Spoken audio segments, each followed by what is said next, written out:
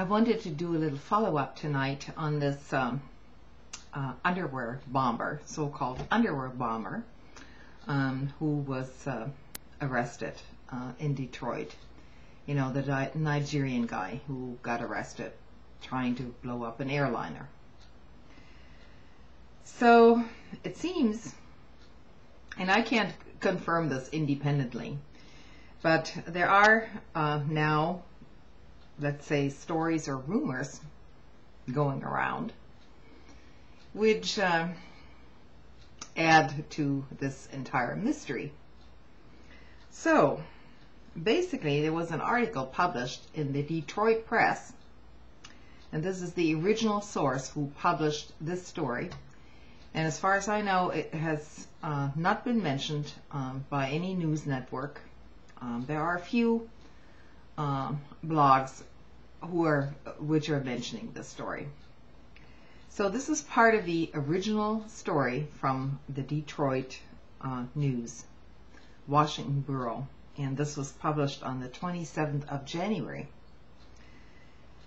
It's quite interesting. The State Department did not revoke the visa of this foiled terrorism suspect because federal counter-terrorism officials had begged off the revocation of that visa. A top State Department official revealed on Wednesday. Patrick Kennedy, an undersecretary for management at the State Department, said that Abdul Mutallab's visa wasn't taken away because intelligence officials asked his agency not to deny a visa to the suspect over concerns that denial would have foiled a larger investigation into Al-Qaeda threats against America. This all came out in a congressional hearing, and this is what the Detroit News is reporting on that hearing, where this information was disclosed. Revocation action wouldn't have been disclosed, and what we were doing would have disclosed what we were doing, Kennedy said in testimony before the House Committee on Homeland Security. Knowing that the suspect had to keep his visa increases the chances of federal investigators who would then be able to be closer to apprehending the entire terror network rather than just the single soldier in that effort. Now, this is quite curious, because the official story was, of course, that there was miscommunication. So evidently, there wasn't any miscommunication. There was communication between the intelligence agencies and the State Department. And the State Department evidently said, okay, we'll let you guys handle it, and you know, if you're doing a larger investigation, you let this guy get on the plane. Now, I'm going to read you some parts of another article on that same story, which, of course, is an interpretation of, based on that story in the Detroit News, but it bears listening to, because, you know, as we all thought, there was something suspicious about the official story. Now, none of us, of course, can prove that this actually went on, but there was a House hearing about it. And so let me quote you something from another article. A January 27th hearing of the House Committee on Homeland Security established that U.S. intelligence agencies stopped the State Department from revoking a U.S. visa of the suspect, a Nigerian student whom U.S. officials suspected of being affiliated with the Yemeni terrorist group or its Al-Qaeda affiliates there.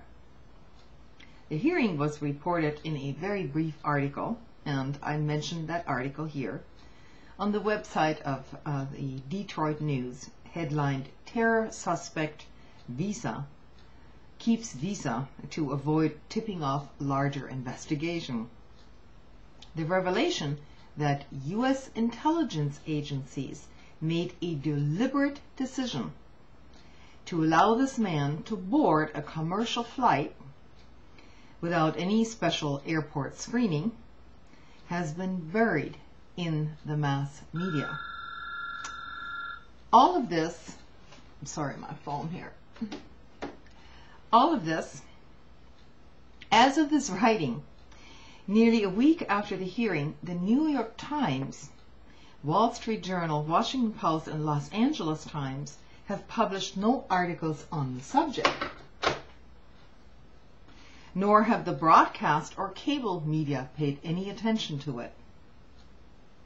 This is despite, or perhaps more accurately, because of the fact that this information exposes the official government story of the near disaster to be a lie.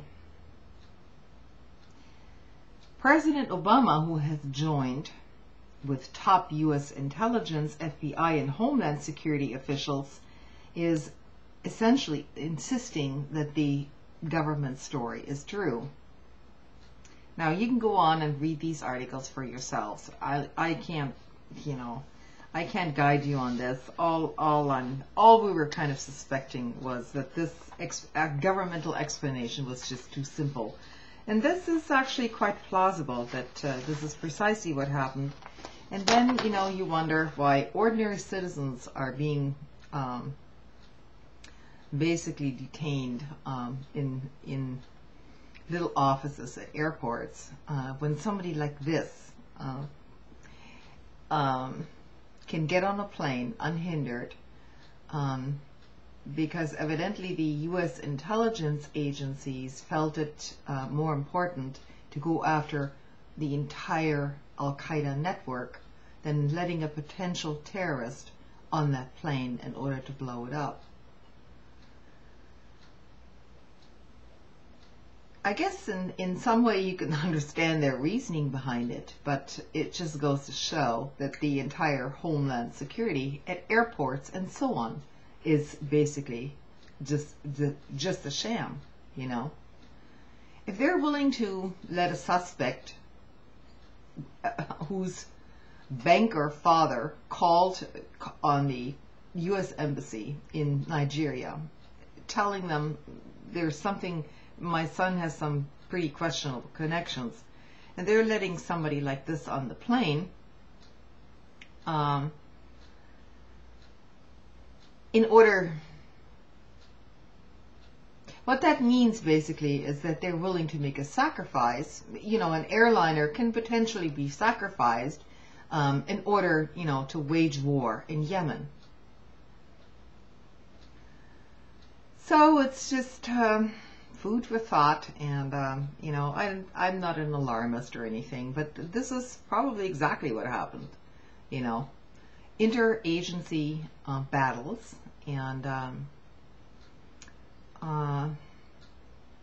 just more military gamesmanship over the entire globe. And I'll try to do actually a follow-up video either tonight or tomorrow, because there was another little tidbit that I found out a couple of days ago regarding the new opening of a U.S. military base in Italy. This is a huge military base, also not being widely reported in our mainstream media. I'll close with that for tonight, and thanks for listening.